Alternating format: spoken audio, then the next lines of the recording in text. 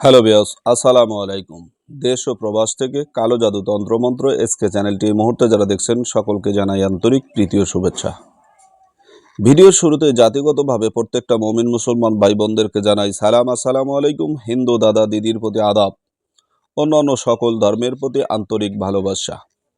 দেশ ও প্রবাস থেকে কালো জাদু তন্ত্রমন্ত্র এসকে চ্যানেলটি এই মুহূর্তে যারা দেখছেন, যদি চ্যানেলে নতুন হয়ে থাকেন চ্যানেলটা সাবস্ক্রাইব করবেন, পাশে থাকা বেল আইকনটি বাজিয়ে দিবেন যাতে নিত্য নতুন ভিডিও সবার আগে সবার প্রথম আপনারা পেতে পারেন। তো আজকে যে বিষয়টা নিয়ে আমি আলোচনা করব, মানুষকে সিনালি পাগলকরণ দ্বিতীয় একটি মন্ত্র।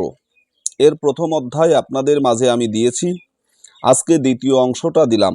কেন দিলাম? অনেকেই এই মন্ত্রটা দ্বিতীয় পার্ট চেয়েছেন। অনেকে বলেছেন যে গুরুজি এই মন্ত্রটা আমাদের পার্ট বাই পার্ট পুরোটাই দিবেন। বিশেষ করে তান্ত্রিক কবিরাজ যারা রয়েছেন, যারা ফকির রয়েছেন, তাদের অনেকেই এই মন্ত্রটা পরিপূর্ণ চেয়েছেন। তো এই মন্ত্রটা আসলে মূল 7টা খণ্ডে খণ্ডিত। এখন কয়েকজন ব্যক্তি বলেছে, গুরুজি এই মন্ত্রটা এমন কেন, এই মন্ত্র তো এই রকম না এই রকম। মানে এরা আসলে জানে না যে এই মন্ত্রটার 7টা খণ্ডে খণ্ডিত করা রয়েছে। তো 7টা ভাগে এই মন্ত্রটাকে ভাগ করা রয়েছে, প্রথম, দ্বিতীয়, তৃতীয়, চতুর্থ, পঞ্চম, ষষ্ঠ এবং সপ্তম। তো যাই হোক, যারা মন্ত্রর মূল হাকিকত জানেন না তারা এই ধরনের প্রশ্ন করেছেন। তো আপনাদের প্রশ্নের সুবিধার্থে আমি কথাগুলো আপনাদেরকে জানিয়ে দিলাম। আসলে এই মন্ত্রটা 7টা ভাগে ভাগ করা রয়েছে, 7টা খণ্ড রয়েছে।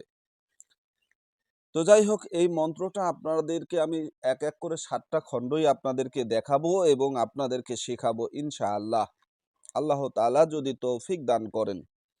কারণ বিগত 15 থেকে 17 দিন হয়ে যাচ্ছে আমি প্রচণ্ড অসুস্থ। মহান আল্লাহ তাআলাই ভালো জানেন, তিনি একমাত্র শেফাকারী, শেফা দানকারী। তিনি শেফা দান না করলে কোনো ওষুধ বা কোনো কবিরাজি তন্ত্রবিদ্যা বলেন আর যে চিকিৎসায় বলেন, কোনোটাই কাজ হবে না।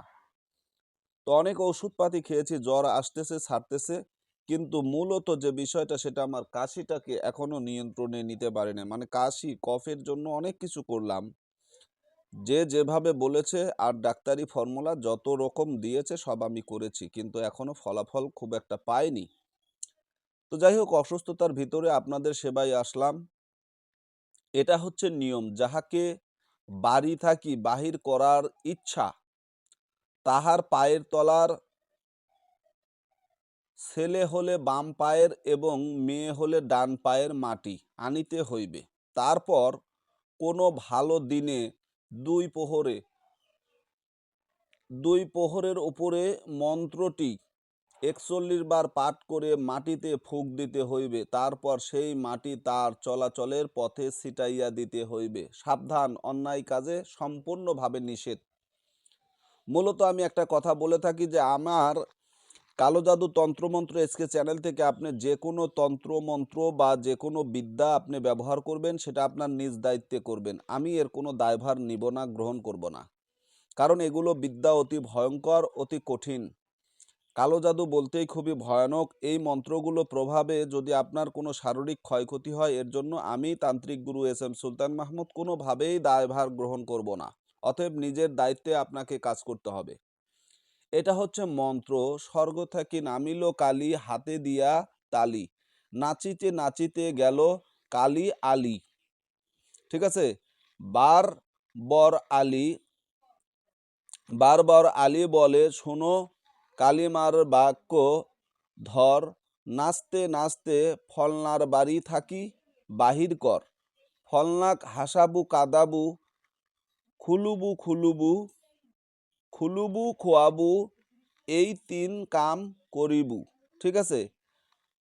যদি না করিবু তুই, ঈশ্বর মহাদেবের দোহাই দেইছ মুই। ঠিক আছে? এই যে মন্ত্রটা, এই মন্ত্রটা মুখস্থ করে নেবেন। যেহেতু এগুলো কালো জাদু কুফুরি কালাম, তো এগুলো আপনারা নিজ দায়িত্বে করবেন।